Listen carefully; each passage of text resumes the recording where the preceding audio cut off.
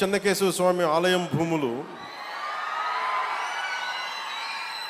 మంచి గొడవ ఉందా? దేవాదాయ శాఖ మంత్రి గారు ఉన్నారు ఇక్కడే, వారి దృష్టిలో కూడా పెడుతున్నాను. అంటే ఆలయం భూములు అనగానే భగవంతుడి భూములు కదా దోచేద్దామని అందరికీ తేలిగ్గా ఉండదు. తరతరాలు లేచిపోతాయి, జాగ్రత్త. అంటే భూములు మిగిలితే మీరుండరు, తర్వాత రాజుల సొమ్ము రాళ్లపాలెం దోచుక భూమి శాశ్వతం, మన శాశ్వతం కదా. అందుకని దయచేసి దేవాదాయ శాఖ భూముల జోలికి వెళ్ళకండి. అలాగే వైసీపీ హయాంలో ఈ భూదోపిడీ హద్దులు దాటేసింది. భూమి కనిపిస్తే దేవాలయ భూములు కానీ, అటవీ భూములు కానీ, ఖాళీ భూములు కానీ, ఎక్కడ ఖాళీ భూమి కనపడితే అక్కడ గత ప్రభుత్వ పాలకులు గద్దల్లా వాలిపోయి ఆక్రమించారు. దేవుడి భూములను కూడా అక్రమంగా రిజిస్టర్ చేయించుకున్నారు. ఈ వ్యవహారం మీద ప్రభుత్వం దృష్టి సారించింది. ఆక్రమణకు గురైన దేవాలయాల భూములు తిరిగి వెనక్కి తీసుకునే ప్రక్రియని ఇప్పటికే ప్రారంభించాం. దేవాలయ భూములకు రక్షణ కల్పించే బాధ్యతను కూడా కూటమి ప్రభుత్వం తీసుకుంది.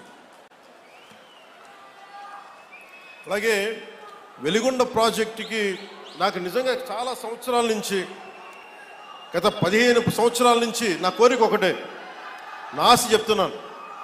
మీరు ఇక్కడ పారిశ్రామికీకరణ జరగాలి, ఇండస్ట్రియలైజేషన్ జరగాలి.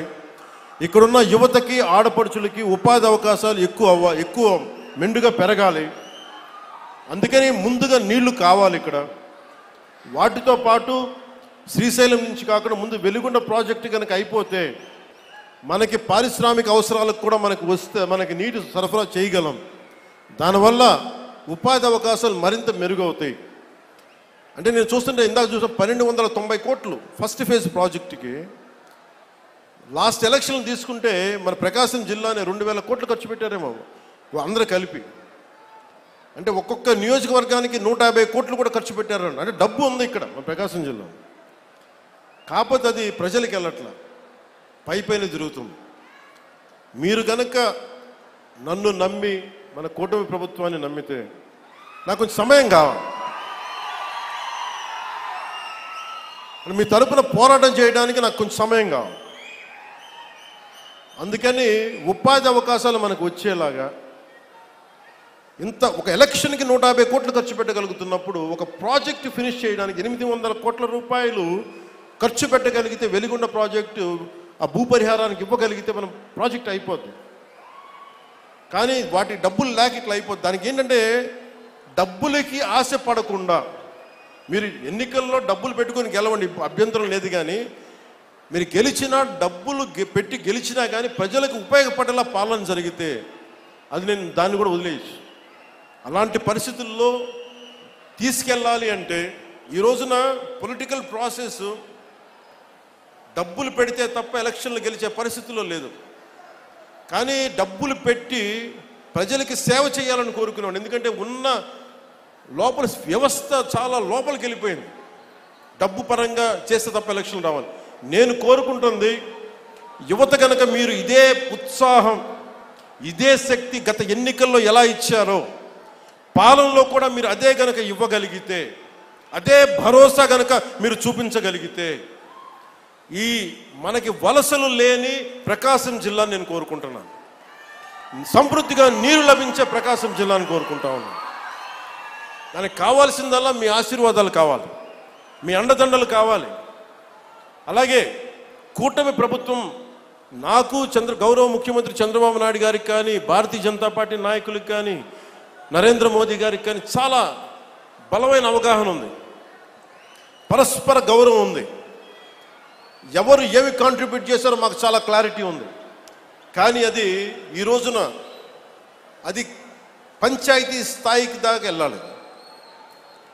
పంచాయతీ స్థాయి దాకా జనసేన పార్టీ ఏం చేసింది, క్షేత్రస్థాయిలో జనసేన నాయకులకి గౌరవం ఇవ్వటం, అలాగే జనసేన నాయకులు తెలుగుదేశం నాయకులకు గౌరవం ఇవ్వటం, లేదా అందరూ కలిసి మన ముగ్గురు భారతీయ జనతా పార్టీ నాయకులతో కూర్చొని మాట్లాడటం.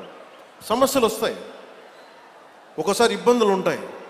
కానీ వాటిని అధిగమించి ముందుకెళ్ళటమే మన లీడర్షిప్ క్వాలిటీ. అందుకని దయచేసి అందరం, నాకు గౌరవ ముఖ్యమంత్రి నారా చంద్రబాబు నాయుడు గారికి కానీ పదే చెప్తా ఉన్నాను. దేనికి చెప్తున్నానంటే ఇంకొకళ్ళు వస్తారని భయం లేదు మాకు, వాళ్ళు రారని మాకు తెలుసు. కానీ ఇప్పుడు రోజు లాక్కుంటా పీక్కుంటా లాక్కుంటా తిట్టుకుంటా, అంటే ఒక సామెత ఉంటుంది కదా, తల్లిదండ్రులు తిట్టుకుంటా లేస్తే పిల్లలు కొట్టుకుంటా లేస్తారు. అలాగా నాయకులు ఎప్పుడు పరస్పరం తిట్టుకుంటా ఒకళ్ళు పొడుచుకుంటా ఉంటే వేదిక పైన నాయకులకు కానీ రాష్ట్ర స్థాయిలో ఉన్న నాయకులందరికీ కూడా మా అందరి బాధ్యత, మీరు మా మీద భరోసా పెట్టారు మీరు, లేకపోతే 151 సీట్స్ అవుట్ ఆఫ్ 175 ఎలా వస్తాయి? 94% స్ట్రైకింగ్ రేట్, 93% కూటమికి, జనసేనకి 100% స్ట్రైకింగ్ రేట్. ఇవన్నీ ఎందుకు ఇచ్చారు? నేను పదే పదే సభలు ఇదే చెప్తున్నాను, కూటమికి కూడా ఇదే చెప్తున్నాను, కూటమి నాయకులందరికీ కూడా. దయచేసి దీన్ని ఒకళ్ళు ఎక్కువ ఒకళ్ళు తక్కువ కాదు, అందరం చాలా అవసరం, ఒకళ్ళకొకళ్ళు అందరం చాలా అవసరం. నేను గతంలో కూడా చెప్పాను, గౌరవ ముఖ్యమంత్రి గారిని లాస్ట్ టైము గత ప్రభుత్వం ఆయన జైలు పాలు చేసినప్పుడు కొద్దిమంది జనసేన పార్టీకి సంబంధించిన మద్దతుదారులు ఏదో మాట్లాడితే తెలుగుదేశం పార్టీని దయచేసి అలా బలహీనంగా చూడకుండా, చాలా బలమైన పార్టీ, దాన్ని గొడవ పెట్టకండి, దాని అలా ఇంత నేను గౌరవించాను. అంటే మీకు అడ్వర్సిటీ రివీల్స్ ట్రూ క్యారెక్టర్ అంటాం. ప్రతికూలత పరిస్థితుల్లో మీరేంటి, ప్రతికూల పరిస్థితుల్లో నీ సత్తా ఏంటి, అది కదా. అంటే కష్టాలు ఉన్నప్పుడు నేను ఏం చెప్తున్నానంటే, మేము ఏ రోజు కూడా ఏ పార్టీని తగ్గించలేదు, తెలుగుదేశాన్ని ఏ రోజు తగ్గించలేదు. భారతీయ జనతా పార్టీ నాయకత్వం లేకపోతే, అండదండ లేకపోతే ఈరోజు జేజేఎం రాదు. ఈ రోజున తెలుగుదేశం పార్టీ లేకపోతే, నా గౌరవ ముఖ్యమంత్రి గారు లేకపోతే ఈ ఫైనాన్స్ ఇంత ప్రణాళికాబద్ధంగా చేయలేం. నాకు అనుభవం లేదు, నాకు పోరాటం చేసే శక్తి ఉంది.